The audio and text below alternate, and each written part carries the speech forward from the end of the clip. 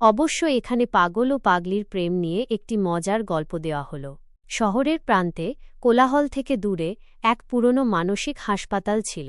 সেখানকার বাসিন্দাদের মধ্যে ছিল রবি, এক অদ্ভুত স্বভাবের যুবক। তার এলোমেলো চুল, উদাসীন চোখ আর আপন মনে কথা বলার অভ্যাস ছিল। একদিন হাসপাতালে এলো মায়া, এক তরুণী। সে সারাক্ষণ আনমনে থাকত, মাঝে মাঝে আপন মনে হাসত, আবার কখনো কাঁদত।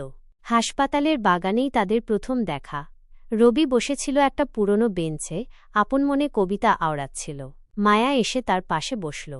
রবি তাকিয়ে দেখল মায়াকে, তার চোখে এক অদ্ভুত আলো। মায়া মৃদু হেসে বলল, তুমি কি কাউকে খুঁজছ? রবি অবাক হয়ে বলল, হ্যাঁ, আমি আমার হারিয়ে যাওয়া মনটাকে খুঁজছি। মায়া বলল, আমিও তাই। আমি খুঁজছি সেই মানুষটাকে, যার জন্য আমার মনটা সারাক্ষণ কাঁদে।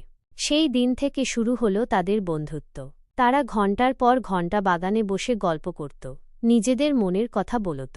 তারা একে অপরের পাগলামিগুলো বুঝতে পারত, সম্মান করত। তাদের মধ্যে এক অদ্ভুত বোঝাপড়া তৈরি হল।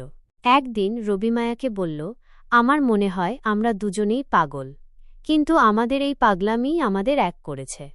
মায়া হেসে বলল, হ্যাঁ, আমাদের ভালোবাসা হয়তো সাধারণ মানুষের কাছে পাগলামি মনে হতে পারে, কিন্তু এটাই তো আমাদের সত্যি।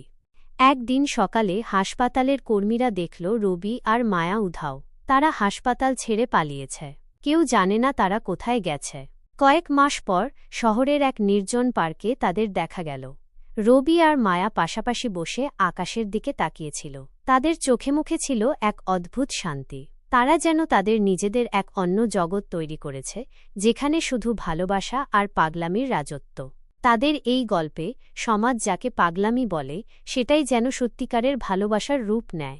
রবি আর মায়ার ভালোবাসা প্রমাণ করে, ভালোবাসা কোনো নিয়ম মানে না, কোনো সীমানা মানে না।